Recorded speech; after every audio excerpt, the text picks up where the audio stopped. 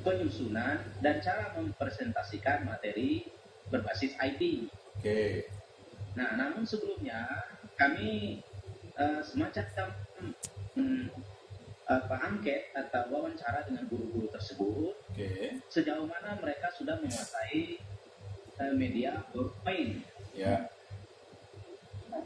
Ya, ketika mereka sudah menguasai, mayoritas sudah menguasai seperti guru-guru SMP dan SMA serta SMK, maka kami memberikan suatu alat untuk presentasi yang lebih baik lagi seperti SOM Ya. atau dengan Camtasia.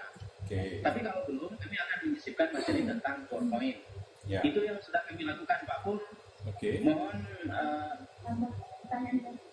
iya, ada pertanyaan dari Bu Julia juga nanti, Pak Pur. Ya, silakan. Itu yang sudah kami lakukan. Apakah yang kami lakukan ini sudah bagian dari tugas PTP Ya. atau mungkin berikan penguatan terhadap yang sudah kami lakukan ini. Terima kasih, Pak Pur. Ya. Oke. Katanya Bu Julia mau nanya. Ya, silakan tambahkan Bu Julia. Nah. Ya, Pak Pur, maaf tadi ada serangan mendadak di laptopnya. Silakan. ya, silakan. Silakan. Pak Pur, saya mau tanya, saya sudah coba orek-orek tugas gitu ya. Saya agak bingung juga menentukan ini khusus ke karakter siswa saja atau kita sudah mulai menambahkan ide seperti begini. Saya melihat, saya fokuskan ke pembelajaran bahasa Inggris di SMP, Pak ya. Itu kan permasalahannya saya temukan bahwa untuk pelafalan, untuk penulisan itu kan masih banyak bermasalah. Nah, kalau misalnya guru harus mengajar mencontohkan banyak kelas itu kan agak susah. Jadi saya mencoba mengidekan menggunakan salah satu aplikasi untuk membuat media. Nah, apakah sampai sebatas ide itu apa hanya melihat karakteristiknya saja atau sampai ke kira-kira media ini bisa menjadi kemungkinan untuk dikembangkan sampai sana itu Pak. Makasih Pak Pur. Oke, good question Bu Yulia. Saya jawab dulu Pak Muzani ya, berganti-ganti. Oke, Pak Muzani, untuk yang Bapak lakukan ada persyaratan yang harus dipenuhi apabila ingin menjadi angka kredit dalam jabatan PTP. Analisis kebutuhan dalam PTP itu menghasilkan dua ujungnya, model pembelajaran atau kebutuhan media pembelajaran. Yang Pak Muzani contohkan tadi, kan guru-guru ada masalah yaitu belum mampu presentasi. Apakah solusinya Bapak Ibu mau bikin media, Pak Muzani mau bikin media yaitu modul, bahan pelatihan, ada konten-konten buku atau video atau apapun yang dipakai untuk melatih guru membuat bahan presentasi atau menggunakan media presentasi, atau Bapak ingin membuat analisis kebutuhan, membuat program yang lebih makro, yaitu dengan sekaligus mendata kemampuan-kemampuan apa yang lain yang bermasalah, kemudian kita buat program yang lebih besar, bukan sekedar untuk melengkapi bahan belajar untuk guru-guru tadi. Bisa juga dalam hal ini ada pilihan mau merancang diklat atau hanya mau membekali guru dengan media yang bisa dipelajari sendiri dan seterusnya. Nah, konteksnya begini Pak Musanim. Persoalan dalam analisis kebutuhan itu sebenarnya adalah secara teknisnya bagaimana mengadakan analisis kebutuhan menurut ilmu teori yang diajarkan Alison Rosset. Menurut Alison Rosset, menganalisis kebutuhan itu bukan hanya Anda butuh apa, Anda perlu apa, bukan. Tetapi kita mengukur kemampuan apa yang kurang. Nah, kalau kita temukan kemampuan A, B, C, D yang kurang, kemampuan mana yang bisa diselesaikan dengan pendidikan atau training atau dengan pembelajaran. Yang di luar itu tidak menjadi urusan lembaga diklat atau lembaga pendidikan. Nah, persoalannya adalah bagaimana mendapatkan data yang valid dari yang bersangkutan. Kalau kita nanya tadi di LPPKS itu mengukur kemampuan kepala sekolah. Kan kepala sekolah kalau dites itu bisa ketahuan ya menurut jawaban kepala sekolah itu. Kalau guru dites ya ketahuan kalau kemampuannya menjawab tes itu seperti apa. Itu kalau kita menggunakan alat yang paling canggih yaitu diuji, dites gitu ya. Analisis kebutuhan bisa menggunakan itu, tetapi analisis kebutuhan punya banyak cara. Nah, salah satu caranya dengan kuesioner. Pak Muzanib tadi pakai kuesioner. Kalau kuesioner ada kelemahannya karena orang melaporkan dirinya. Saya Purwanto ditanya, apakah kamu melek teknologi? Saya jawab melek. Selesai, Bapak nggak mau melatih saya. Padahal saya tidak melek semua. Kecermatan instrumen Anda dalam bertanya itu akan menentukan hasil. Kalau Anda bertanya, tentu jangan gegabah. Jangan nanya, Anda butuh apa? Anda udah bisa apa? Itu bukan analisis kebutuhan. Itu bisa terperosok ke dalam analisis keinginan. Semua orang kalau ditawari, ya mau apa Pak? Ya saya mau ini, mau itu, banyak maunya. Betul Pak? Nah bukan itu. Jadi yang dilakukan oleh para ahli dalam melakukan AKD itu biasanya menggunakan triangulasi. Dia menanya ketiga sumber. Jadi kalau Bapak mau menganalisis apa yang dibutuhkan oleh Purwanto atau teman-teman PTP selevel saya membutuhkan pelatihan apa, Anda bisa nanya saya, bisa nanya atasan saya, orang yang menilai kinerja saya. Ingat kalau Anda nanya guru, ya atasannya guru harus ditanya LPPKS. Atasannya kepala sekolah ditanya, menurut Anda kepala sekolah ini kurang apa? Kurang ajar. Nah itu harus diajari nanti, gitu. Bukan dihajar ya, karena kurang ajar. Lalu kalau tadi saya ulangi, yang pertanyaan nanya yang bersangkutan, yang kedua nanya atasan, masih banyak yang lain ini. Atasan bisa juga ahlinya. Ahlinya itu misalnya kalau kita ngomong guru, menurut pakar-pakar di kampus, ahli-ahli tentang keguruan, guru kita kurang apa, itu bisa. Atau ahli yang lain, ahli yang terkait dengan kinerjanya guru siapa? Murid, nanya murid, Pak gurumu bisa pakai PowerPoint nggak? Oh nggak bisa, itu bisa jadi sumber juga Pak Muzanib, ya kan? Jadi murid pun bisa ditanya kalau nanya tentang guru sudah pakai PowerPoint atau belum. Itulah namanya triangulasi. Tri tidak berarti 3, tapi setidak-tidaknya ada 3 sumber. Lebih dari 3 lebih bagus. Jadi triangulasi di dalam mengumpulkan data analisis kebutuhan itu bisa nanya user, pengguna yang dilayani. Kalau PTP, apakah PTP di Pustekom kerja dengan baik? Siapa yang dilayani oleh PTP? Guru di sekolah, anak-anak di sekolah. Tanya apakah Pustekom sudah menolong Anda PTP di Pustekom. Kalau menurut mereka belum, ya berarti mereka juga bisa menyampaikan informasi atau datanya dan kita bisa analisis. Lalu saya tambahkan, nanti boleh ditanya lebih jauh. Kebayang ya, untuk mendapatkan informasi semua tadi, tidak mudah AKD itu. Tidak mudah. Tidak bisa hanya pakai satu cara, kuesioner saja atau dengan satu alat. Barangkali juga perlu triangulasi di dalam caranya. Pertama disebar namanya instrumen survei pakai kuesioner, diolah. Habis diolah hasilnya kok seperti ini. Diundang beberapa wakil dari responden, diajak FGD, diskusi terkumpul atau focus group discussion. Berapa kali FGD disimpulkan, oh ya betul ini terkonfirmasi kelemahan ini. Itulah yang kemarin kami lakukan di analisis kebutuhan sekolah terbuka. Itu ada 3 kali diskusi terkumpul. Kalau nggak salah mungkin lebih dari 3 malah. Ingat saya di Jakarta, di Tangerang, di Batam, di Bengkulu juga sekali. Jadi itu contoh AKD yang besar yang hasilnya adalah untuk membuat laporan rekomendasi diperlukannya sekolah terbuka modus tunggal. Tetapi kalau rekomendasinya tidak terlalu besar, seperti apakah diperlukan bahan-bahan pelatihan untuk pengembangan PowerPoint, presentasi lain untuk guru-guru, tentu tidak mesti menggunakan banyak pendekatan, metode, dan teknik. Itu sebagiannya. Silakan kalau ada yang bertanya dari Bengkulu ini.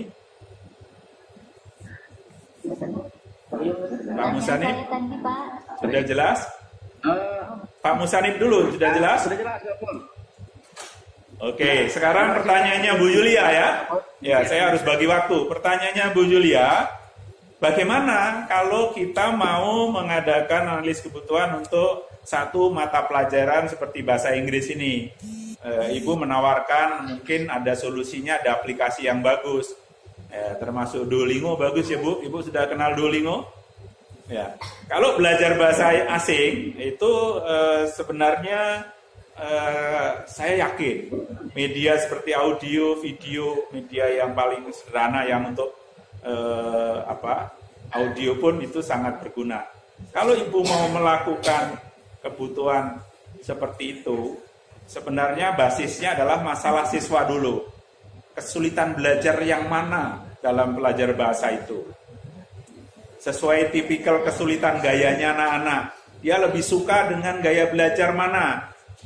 Karena auditif, visual, beda. Itu kalau kita pakai gaya belajar seperti itu. Tapi gaya belajar ini banyak sekali sekarang.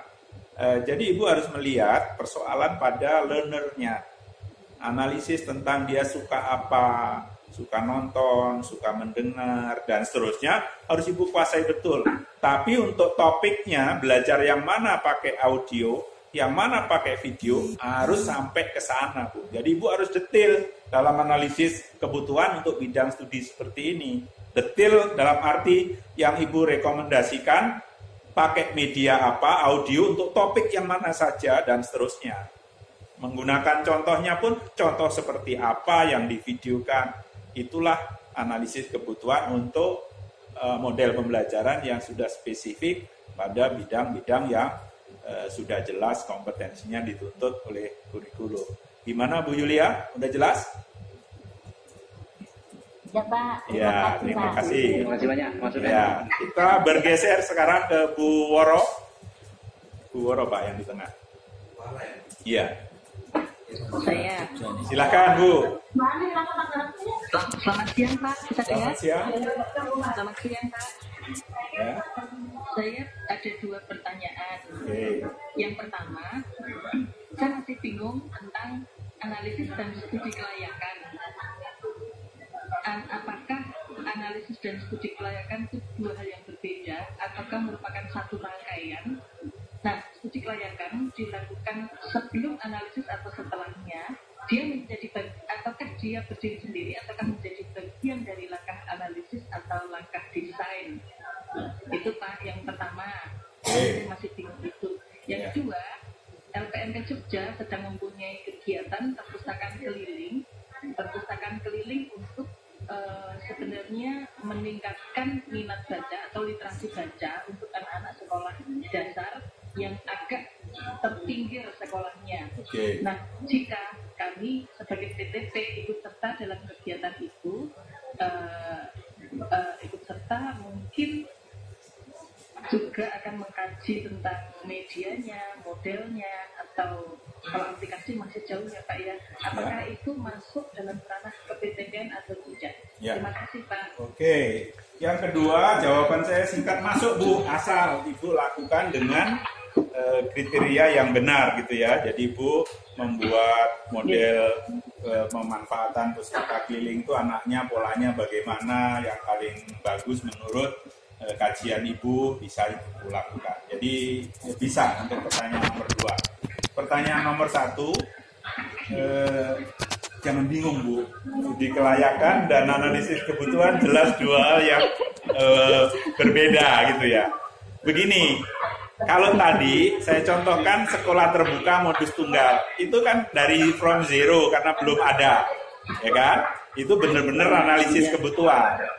Sekarang, seandainya di suatu tempat lain sudah ada model pembelajaran begini-begini, lalu kita pelajari kok kelihatannya cocok sesuai, itu bisa kita bukan melakukan analisis kebutuhan, tetapi melakukan studi kelayakan. Apakah model yang kayak begitu dari luar sana itu layak diterapkan di sini misalnya. Itu yang pertama. Yang kedua, studi kelayakan juga bisa merupakan kelanjutan dari analisis kebutuhan. Setelah analisis kebutuhan kan ada rancangan, sudah ada model dikembangkan, lalu apakah ini layak untuk dikembangkan di tempat lain? Modelnya sudah ada, maka dilakukan namanya studi kelayakan. Studi kelayakan biasanya dilakukan dalam rangka diseminasi atau sosialisasi atau dalam rangka difusi, dalam rangka menyebarluaskan. Itulah bedanya analisis kebutuhan dengan studi kelayakan. Studi kelayakan biasanya sesuatunya, modelnya atau medianya itu sudah pernah ada prototipanya atau sudah ada barangnya, ada modelnya. Begitu, Bu. Jelas? Oke, kita bergeser yang lain ya. Gorontalo bagaimana? Gorontalo? LPMP Gorontalo, Bu? Masih ada pertanyaan? Gorontalo open.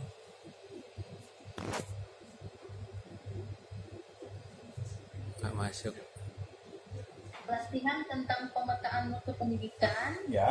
Kemudian ada juga penjaminan mutu pendidikan tentang 8 standar. Oke. Yang saya ingin tanyakan, apakah ketika kami melakukan analisis untuk media yang digunakan dalam memfasilitasi guru terkait tentang pemetaan mutu dan penjaminan mutu, apakah itu masuk dalam ranah PTP? Ya. Oke, itu aja? Halo Pak Pur. Iya, oke. Pertanyaannya satu saja. Cuma terpotong aja di awal, Pak. Baik, saya udah nangkap maksudnya. Jadi gini, Bu. LPMP harus membuat raport mutu satuan pendidikan, betul? Iya. Ya, jadi sekolah-sekolah harus diberi raport oleh LPMP tentang mutunya. Apakah dia mutu bagus, mutu sedang, mutu kurang. Raport ini kan nggak sembarangan. Iya. Digunakan standar, ada standarnya. Nah, bagi PTP kita tidak imun terhadap fakta-fakta bahwa sekolah-sekolah banyak yang kesulitan mendapatkan raport yang bagus. Itu persoalan yang harus diatasi oleh teman-teman PTP. Teman PTP harus cari ikhtiar dengan cara apa, fasilitasi atau apa, bimbingan teknis atau apapun namanya. Anda harus bikin program, bikin grand design untuk bagaimana menjamin supaya sekolah-sekolah di Indonesia mencapai raport 90 rata-rata misalnya. Menuju ke sana perlu 5 tahun, dilakukan apa saja, dibuat grand design. Kemarin saya minta teman-teman LPMP harus berpikir seperti itu. Kalau berpikirnya hanya apakah dengan ini dikasih cir apa media ini selesai masalah, itu terlalu eceran. Jadi maaf, saya pakai istilah, Anda harus pakai kemasan yang keren, ada program apa yang menjadi tanggung jawab PTP di LPMP, sehingga sekolah-sekolah itu bisa mencapai rapor mutu minimal seperti apa. Tahun pertama rata-rata 70, tahun kedua rata-rata 80, atau lebih tinggi. Silahkan dibuat grand design bersama teman-teman PTP di LPMP seluruh Indonesia. Kalau itu dibuat, saya yakin di dalamnya pasti ada kebutuhan, dibantu medianya pakai ini, untuk guru-guru diajari menggunakan ini, kepala sekolah melakukan ini, dan seterusnya. Maka teman-teman ini punya program yang komprehensif untuk meningkatkan mutu raport satuan pendidikan itu dengan pendekatan yang komplit, bukan hanya dikasih pelatihan ini, diberi fasilitasi ini, diberi pendampingan, dan seterusnya. Jadi itu saran saya untuk teman-teman di LPMP, dan saya tahu sedang ada yang memikirkan itu dari Sulawesi Selatan kemarin menghubungi saya. Tentu Bu Resti juga sudah ikutan ya.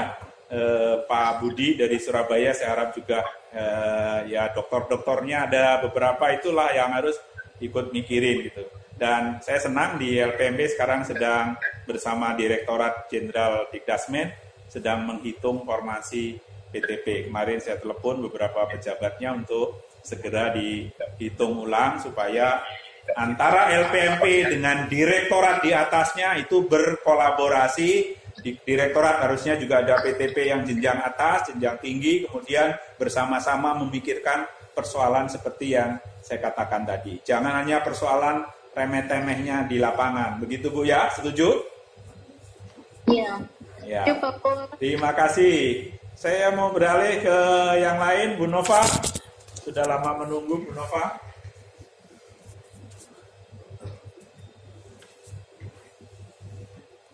Nova.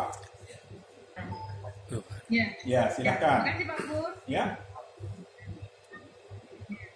Saya dari LPMP juga nih Pak, tertarik sekali dengan yang Bapak sampaikan. Tapi sejauh ini kayaknya saya belum sanggup tuh untuk melakukan analisis yang begituan tuh Pak. Ya, nggak sendirian Bu, harus dengan teman-teman. Ya. Iya, artinya masih ini Pak, kita kalau untuk yang seperti Pak jelaskan tadi mungkin untuk ke depan. Ya. Untuk saat ini kami masih kecenderungannya berkolaborasi dengan guru, bertanya ke mereka apa permasalahan yang mereka hadapi. Seperti saya untuk diklat ini insya Allah akan mengangkat tentang permasalahan kecenderungan siswa bermain handphone, Pak, bermain game yang itu sangat mengganggu keaktifan mereka dalam belajar. Mungkin nanti analisisnya apa yang akan dilakukan guru untuk mengatasi itu, mungkin membuat game online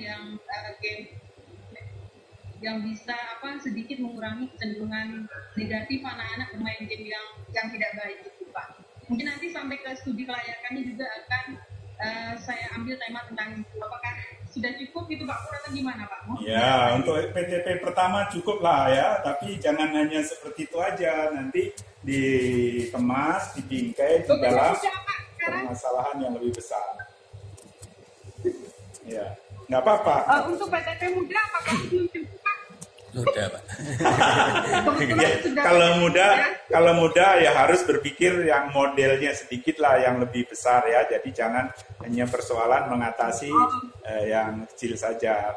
Nanti kan kalau nggak sendirian bergabung dengan PTP Muda, PTP Madya, PTP yang lain bisa juga membuat analisis bersama-sama secara nasional. Jadi model yang dihasilkan atau produk yang dihasilkan bukan lokal kalau bisa. Makanya saya bilang harus ada piramida di Direktorat Jenderal itu. PTP di seluruh Dikdasmen itu misalnya ada 105 yang utama, 15 yang madya, ada 35 yang muda, 50 atau 60 yang pertama. Itu membuat tugas-tugas yang setara sebanding dengan jenjangnya. Yang mengatasi masalah nasional ada, yang mengatasi masalah lebih praktis di lapangan ada. Itu kita bicarakan nanti Bu di forum yang lain. Tapi intinya yang Ibu lakukan ya boleh juga.